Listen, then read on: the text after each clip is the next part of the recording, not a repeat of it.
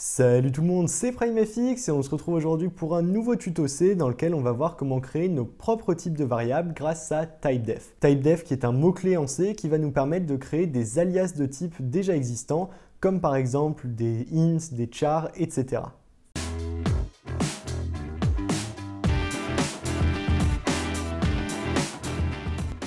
On va donc créer notre premier type de variable et pour ça, je vous propose de découvrir la syntaxe de typedef qui va nous permettre de créer nos alias de type en C.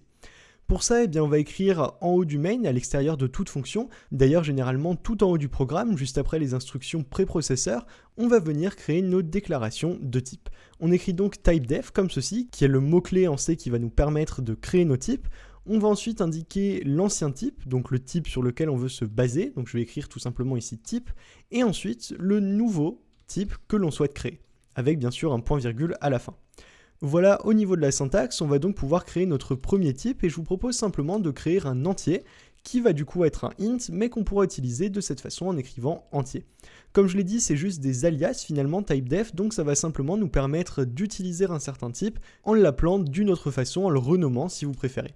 Du coup, ça veut dire qu'ici, au lieu d'écrire par exemple int a est égal à 10, et ici de faire un printf de a vaut et %d de cette façon, ce qui marcherait tout à fait, puisqu'on affiche tout simplement l'entier a, et bien ici, on écrira entier a de cette façon égale 10, puisqu'on a bien défini le type entier.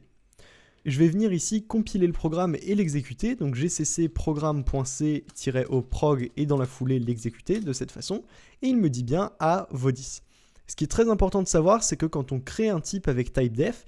on ne renomme pas en modifiant directement l'ancien type, on conserve l'ancien type qui est toujours existant, mais on crée tout simplement, on ajoute un nouveau type disponible dans notre programme. Alors bien sûr, là c'est vraiment pour l'exemple, ne faites peut-être pas ça, surtout si votre code aura pour but d'être lu par quelqu'un d'autre ou d'être utilisé par d'autres personnes. C'est pas forcément très intuitif d'avoir à chaque fois entier et d'avoir les noms français à la place des noms originaux des variables, mais par contre, ce qui est intéressant, c'est que ça pourra nous aider dans certaines situations où on aurait besoin de types spécifiques pour notre programme. Par exemple, si on avait ici besoin d'utiliser des booléens qui n'existent pas par défaut en C, on pourrait créer un type booléen qui est simplement un type qui vaut soit vrai soit faux.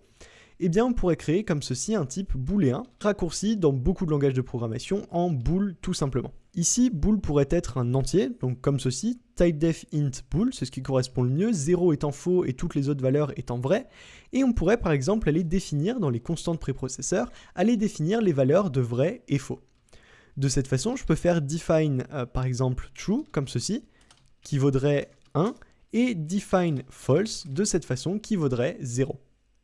Donc entier ici, je peux le garder, on peut le conserver, pourquoi pas, typedef int entier, on va le garder comme ceci, et puis on va faire une autre petite condition, on va écrire cette fois-ci bool mon booléen égale, et puis je vais lui dire égale false, de cette façon, et on va dire if mon booléen, dans ce cas-là, on va afficher, par exemple, on va faire un printf de salut. C'est vraiment très basique comme exemple, c'est tout simplement pour que vous compreniez le principe de fonctionnement. On a ici bool mon booléen égale false, ce qui va être traduit finalement grâce au typedef par int mon booléen, grâce au typedef et grâce à ces define ici, ces instructions préprocesseur, par int mon booléen égale 0. Du coup ici, on va évaluer if 0, ce qui veut dire faux, et donc salut ne va pas s'afficher.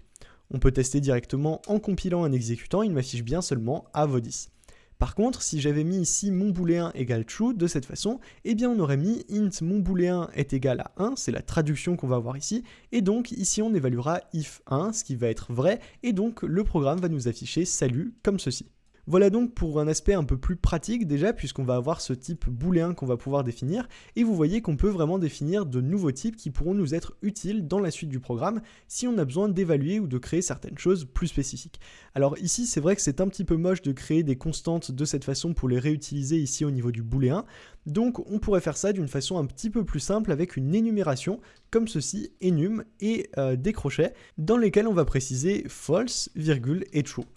Toute cette expression ici, donc enum et le contenu des accolades se lient en un seul élément. Enum, c'est simplement une énumération qu'on va créer et qui va nous créer une énumération où la première valeur sera 0, la deuxième valeur sera 1 et ainsi de suite si on ajoutait des valeurs. Par exemple, si j'ajoutais une valeur on sait pas, voilà, on sait pas comme ceci, on sait pas si c'est vrai ou faux, et bien si je passe dessus avec le curseur, vous voyez qu'il m'affiche on sait pas égale 2, puisqu'on va simplement créer une énumération, donc des entiers qui vaudront 0, puis 1, puis 2, etc. Et donc là, eh bien, nous, on va juste garder false et true. L'ordre est important puisque false doit valoir 0 et true doit valoir n'importe quelle autre valeur. Et donc ici, on dit que bool, cette fois-ci, notre type bool n'est plus un entier, mais c'est une énumération qui peut contenir soit false, soit true, donc soit 0, soit 1. Si je viens recompiler ici le programme, eh bien vous verrez que ça ne change rien du tout simplement puisque c'est juste une façon différente, une façon un peu plus concise de venir écrire ce qu'on avait écrit auparavant avec des define, avec des macros préprocesseurs. Voilà donc pour typedef, c'est tout ce qu'il y a à connaître. Alors bien sûr, on pourrait encore faire un peu plus court ici au niveau de la création du type booléen, mais je voulais vraiment vous présenter typedef qui est l'élément essentiel de cette vidéo et non pas l'énumération, qui est quelque chose pour aller un petit peu plus loin. L'essentiel ici de cette vidéo, l'essentiel à retenir, c'est qu'on peut créer nos propres types avec typedef en inscrivant dans un premier temps le type de base, le type sur lequel se base notre nouveau type, et ensuite, après un espace, notre nouveau type, donc le nom du nouveau type que l'on crée. De cette façon, ici, eh bien, on fait typedef int entier, on crée le type entier qui est en fait un alias du type int, et donc ici, n'importe où dans notre programme, eh bien, on pourra utiliser le type entier lorsqu'on déclarera par exemple une variable à la place d'utiliser int, qui sera donc compilé ici de la même façon que si l'on avait écrit int a égale 10, comme ceci.